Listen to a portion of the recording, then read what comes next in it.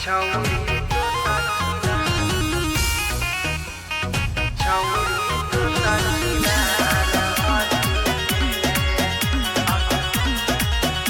Music recording studio Sheikhpura Dhanaur.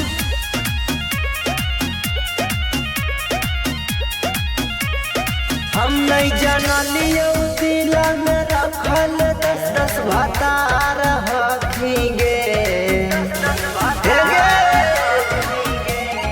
हम नहीं जानलियो दिल में रखल 10 भातार हखीगे।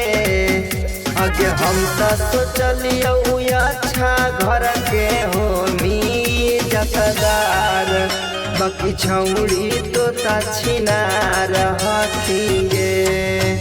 आगे हम तो सोचलियो अच्छा घर के होमी जतदार, बाकी छौड़ी तो छिना रखीगे।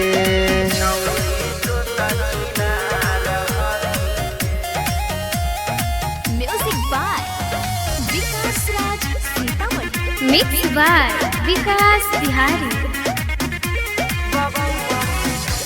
बाबू मम्मी पैसा दे के हमरा पढ़ल भेजो हाल पटना गे।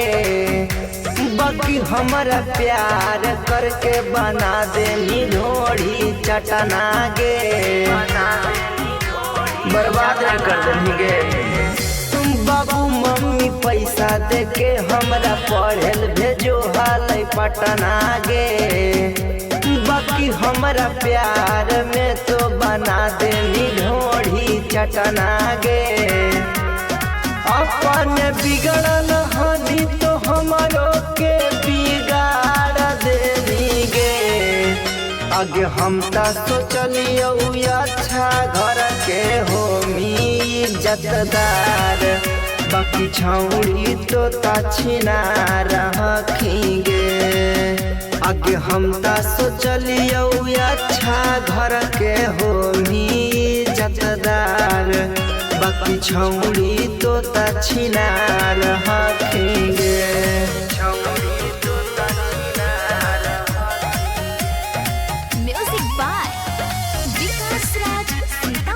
जहरा music recording studio Sheikhpura Dhanaur.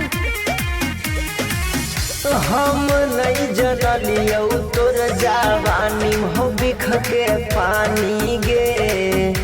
हमारा बनैनी राजा अपन बन गे रानी गे।